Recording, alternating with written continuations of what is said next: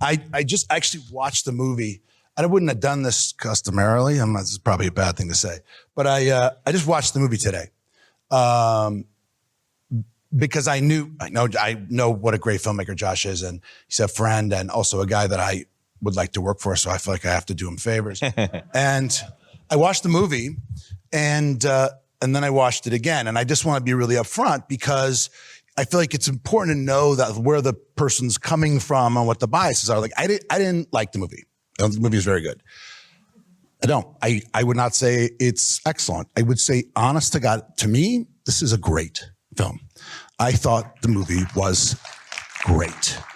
And I really was expecting something interesting. Although I was like, all right, so it's a ping pong, Fran Drescher, Gwyneth Paltrow, what, in the 50s? I really had no idea. I hadn't seen any of this stuff. And it just blew me away. So I know for those of you who are allergic to obsequiousness and sycophancy and Hollywood mutual, you probably should leave, because I have to say I was floored by the movie. I watched it again because I was trying to figure this out.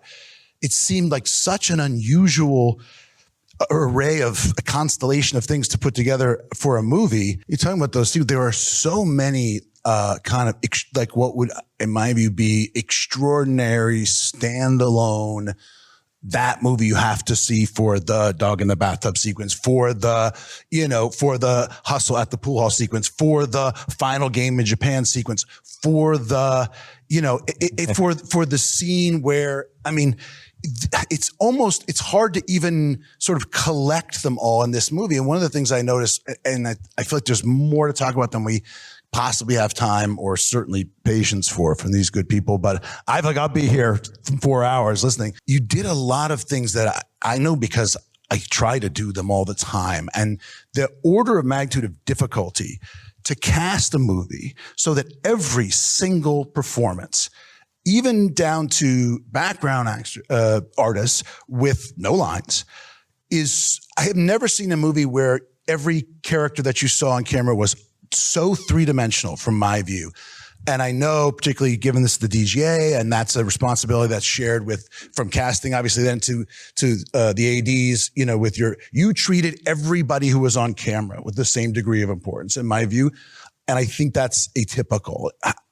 But it paid massive dividends because it's so authentically real a world that I never questioned it. And everybody I didn't know who was an actor, who wasn't, which is exactly what it should be. I think, and it shows. And yes, you have Jack Fest, like great production designers of all time, and Darius and Colin and Ian Kincaid. Kay Giorgio. You had the world's greatest crew, and I was very lucky. I know how meaningful that is. It's the same. I'm obsessed with you've got to get these great people who are also filmmakers. In my view, that's the thing about Colin, is that he's there understanding the movie and thinking about the movie and thinking about what you're thinking about and caring about that. And he's an artist. Yes, and, for sure. And you've got performers, who are, as you say, all the way from people with, little screen time to obviously Timothee Chalamet is phenomenal in the movie. Gwyneth is extraordinary in the movie. The guy Lloyd who opens the safe, I'm obsessed with that guy. He's 3 minutes of genius. It's like Brando. You know what I mean? It's incredible. But granted, right? I think it's very self-effacing, and I appreciate it that yes, you are a full top to bottom with extraordinary performers, extraordinary crew, a lot of artists, but they'll all tell you the same thing that I'll tell you, and from my capacity as an actor, is that you work with a lot of different directors, and the movies don't always end up like this. They don't have the unified integrity of this personal, intentional, universal story that, by the way, you step through what you think it's one little, A24 movie about the kid in the neighborhood, and then you're in London. Then is this a love story about this young guy, this older woman? Or is this is this a story about anti-Semitism? Is this a story about trying to come home? Is this a story trying to reconcile, the tension between who he was when he, in this neighborhood and how he grew up, and stepping out into the big world and encountering all these larger than life figures, or is it at the end, I'm like, this is Rocky. To do that, And there's always, you want to know like how and why. I'm consumed with that. And I understand everybody around you is brilliant. I understand the actors were great. And it wouldn't be possible without that. You may think that's little. For a lot of people, it would be enough to write one great movie, not to have to write great shit for your backstory. They're kind of like, that's your job, pal. You know? It's really interesting. One of the things you describe, and I think probably a lot of the people here are familiar with this, is the tension between what you feel is right for the movie or what you care about and what you're always told you can and can't do.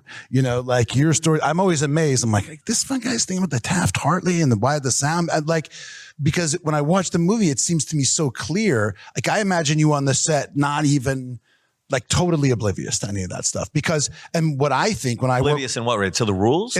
Yeah. Okay. Yeah. Yeah. I feel like I really identify with that notion of, the job is here. The movie's mine to make, and I got to make it with sort of what I have here. And I remember also showing up in Hollywood, having done these little movies and then going out to these big movies. And it was like, I feel like I make 100 movies with what we're doing, you know, but I think it really pays dividends because it feels like, I don't know how big the box was, but I'm sure it wasn't big enough. But this movie looks like it's missing nothing, compromises on nothing. I think it's hard to fully appreciate until people see the movie, you know, and it's one of those things at time where you go, you feel like you're going to be happy with this, but inside there's also, you feel like a director who's kind of driven by equal parts, like ambition and passion and terror and suffering. I look at this movie and I think, man, he was right in the pocket the whole time. Every choice is right.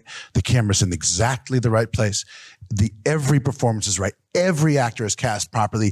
The detail, the even contrast that you got out of the film, the way it was shot, every moment works. There's no compromise. This guy had to have known every. I did not pay him to say any of this. We're about to wrap up, so I want to trot out my second viewing hypothesis. It's like, because as a first viewing, watching the movie, I just was totally baffled at like what the genesis of this is. The most creative, startling, arresting, breathtaking combination of ideas that seem to congeal so elegantly and arrive so perfectly and yet unexpectedly at this enormously cathartic and beautiful conclusion. And when I watched it the second time, I thought, okay, who the is making this movie? Like, how do you do this? And it's like, okay, here's a story about this young Jewish kid, and he's from New York, and he's full of equal parts talent and passion and enthusiasm to the point of compulsion and obsession. And he grows up in a world where the rules are calculated according to the rules of the kind of streets of New York and how people are navigating that. So by the time he's a young guy, he really feels that he's learned all he needs to know about navigating people and how that works. And he kind of gets out over his skis in the big world because he's got just as much, almost enough talent to back up the confidence, and gets out in the world and like thrusts himself and his gift out there, and then starts to come across. And by the way, is always caught between where he grew up, his family, and including you bringing investors in and navigating that. And he's as much a salesman and a hustler as he is a genius.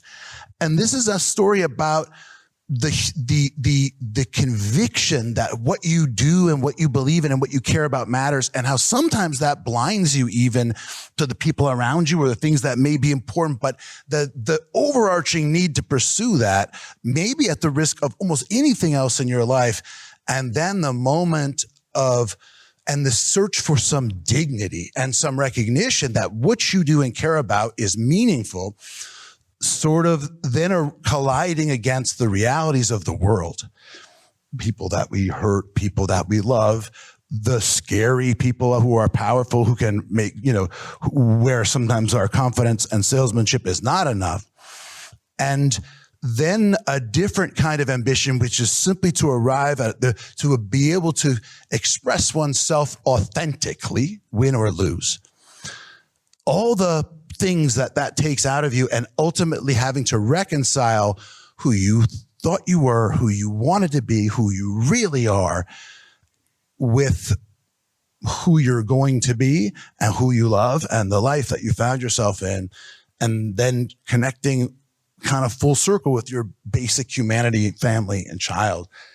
It sounds a lot like an autobiography to me in a kind of a beautiful way. Well, I appreciate that. Some people, they pig out, and it's just fine. We all need to eat, but you kind of think about that type of stuff. So I think about these things